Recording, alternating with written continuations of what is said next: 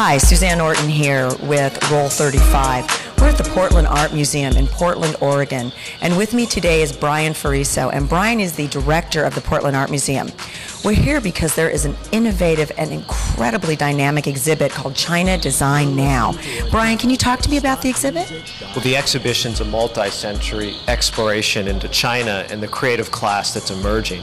Right now, China has over 1.3 billion people, the largest population in the world, and their creativity is part of their economic desire to grow and to facilitate their economic growth. So the exhibition looks at not only the graphic arts movement and the DIY movement in Shenzhen, but also the cosmopolitan nature of Shanghai and the fashion industry in that largest city, Shanghai, and then Beijing, the architecture projects, which really put China on the world stage in 2008.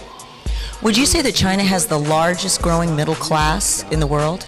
Interestingly, China over the last 8 years has brought over 300 million people up out of poverty. So it is an incredibly fast growth economically. So as the culture changes, I noticed that there are these photographs. Does this represent this new cultural class? Their desire to be more part of the capitalist economic structure is this desire to invest in creativity so they can be known as innovated in China rather than solely made in China. So what are we going to see here tonight, Brian? Well, you're not only going to see things, but you're going to hear things, such as this sound piece, which is capturing the street sounds of Beijing. But also when you move into the exhibition, you'll see animation. You'll also see skateboards, t-shirts, and DIY sort of kids' artistic creations. And when you move into Shanghai, you see high fashion, domestic lifestyle, furniture, chairs, those sorts of things. And then when you move into Beijing is where you really see this growth of architecture. And so you're blown away not only by models, but videos of models and moments where you can actually walk yourself through these incredible structures that are now emerging and have emerged in China. So a very different perspective than the China that we all think about even in the last 20 years. Absolutely, and I think a different perspective on how you experience art at a museum. So not only will you see objects, but your senses will be overloaded with visual and sound. So that brings me to a question about the impact of the Art Museum on the city of Portland and within the city of Portland. The Art Museum is an icon.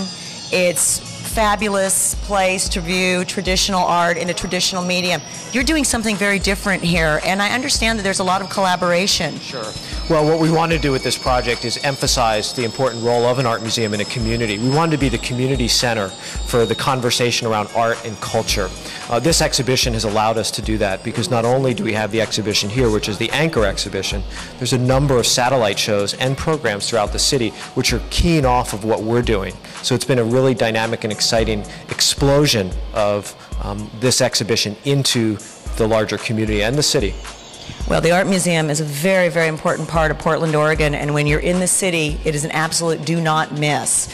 Again, we will look forward to seeing you online at www.portlandartmuseum.org. This is Susanne Orton, Roll 35.